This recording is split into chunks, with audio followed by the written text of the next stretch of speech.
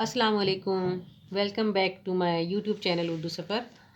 آج میں آپ کو سبق نمبر 10 ڈاکٹر بھیم راؤ امبیڈکر پڑھانے جا رہی ہوں، جو آپ کی بک میں پیج نمبر 46 پر ہے۔ چلیں، یہ بہت ہی امپورٹنٹ لیسن ہے اور یہ بہت ویسی پرسنالٹی ہیں، آج ہم آپ کو ان کے بارے میں پڑھاتے ہیں۔ ڈاکٹر امبیڈکر کا اصلی نام بھیم راؤ سکھپال تھا۔ وہ 14 اپریل 1891 کو مدھیہ پردیش کے قصبے مہو میں پیدا ہوئے۔ ان کا تعلق مہاراشٹر کے موہار خاندان سے تھا۔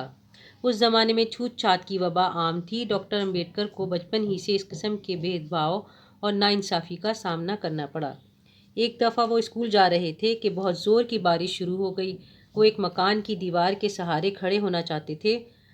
مکان کی مالکہ نے انہیں ڈانٹا اور وہاں سے چلے جانے پر مجبور کر دیا۔ وہ نہیں چاہتی تھی کہ چھوٹی ذات کا کوئی فرد اس کے مکان کی دیوار کے پاس کھڑا رہے۔ ڈاکٹر امبیڈکر اپنے استادوں کا بے حد احترام کرتے تھے۔ ستارہ کے ایک اسکول میں امبیڈکر نامی ایک استاد تھے جو ذات پات کی تفریق کو نہیں مانتے تھے۔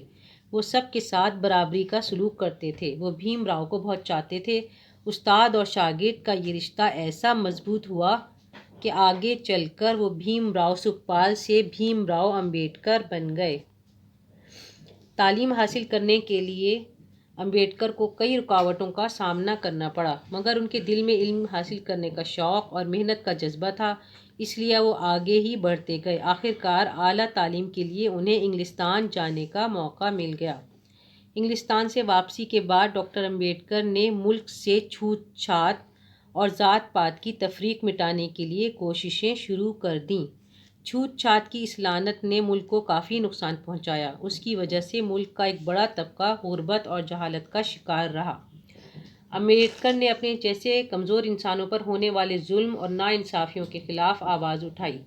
گاؤں گاؤں اور شہر شہر جا کر لوگوں کو بیدار کیا، ان کے دل سے خوف دور کیا اور ان میں خود اعتمادی پیدا کی۔ ڈاکٹر امبیڈکر کا خیال تھا کہ سماج میں باعزت زندگی گزارنے کے لیے تعلیم بے حد ضروری ہے۔ تعلیم بہت سی برائیوں کو ختم کر دیتی ہے۔ انہوں نے کمزور طبقوں کی تعلیم کے لیے کئی ادارے قائم کیے، اسکول اور کالج کھولے، مردوں کے ساتھ عورتوں کی ترقی پر بھی توجہ دی، ان کے لیے سماج میں برابری کے حقوق کی وکالت کی۔ ڈاکٹر امبیڈکر نے ہمیشہ قومی اتحاد اور یگانگت پر زور دیا۔ ان کا اہم کارنامہ ہمارے ملک کا دستور ہے۔ جب ہمارا ملک آزاد ہوا تو اس کا دستور بنانے کی ذمہ داری ڈاکٹر امبیڈکر کو سونپی گئی، اسی لیے انہیں بھارت کے دستور کا معمار کہا جاتا ہے۔ بھارت کا یہ عظیم رہنما 6 دسمبر 1954 کو اس دنیا سے چل بسا۔ چلیں، آج آپ کو پتہ چلا کہ ہمارا جو وہ ہے سمویدھان ہے، کانسٹیٹیوشن ہے، اس کے لکھنے والے جو ہیں یہ ڈاکٹر بھیم راؤ امبیڈکر ہیں۔ اور اسی لیے مطلب دیکھیں انہوں نے کتنی پریشانیاں اٹھائیں، سب کچھ کرنے کے بعد آخر میں انہیں اتنا بڑا کام دیا گیا کہ جب ملک آزاد ہوا تو دستور ان کو لکھنے کی ذمہ داری دی گئی۔ تو یہ آپ چاہیں تو اس کے بارے میں سرچ بھی کر لیں، کیونکہ آگے آپ کو لکھنے کے لیے بھی ایسا کوئی آ رہا ہے، آگے مشق میں کام دیا ہوا ہے۔ اور اس میں الفاظ معنی زیادہ مشکل نہیں ہے، میں پھر بھی بتا دیتی ہوں۔ جیسے وبا لفظ آیا ہے تو وبا ویسے بیماری کو کہتے ہیں، لیکن وبا یہاں جو ہے اس کا مطلب ہے برتاؤ چل رہا تھا، چھوت چھات کا برتاؤ عام تھا۔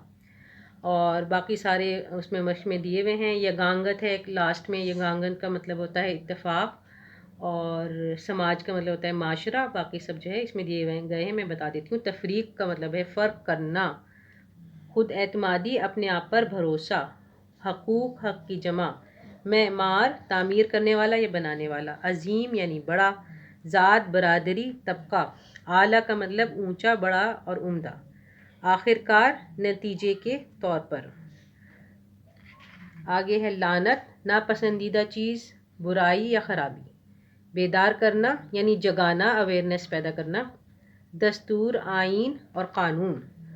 اور اس سے ہمیں یہ پتہ چلتا ہے کہ ہر انسان برابر ہے، سماج میں سبھی کو برابر کے حقوق حاصل ہیں، قانونی طور پر کسی کو کسی پر برتری حاصل نہیں ہے۔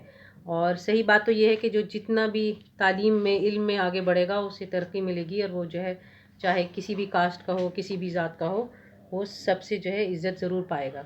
اور آگے کا کام دیکھنے کے لیے آپ ہمارے اردو سفر کو دیکھتے رہیے، اور لائک شیئر سبسکرائب کرنا نہ بھولیے تاکہ ہم آپ کو ورک شیٹ کا کام بتا دیں۔ اللہ حافظ۔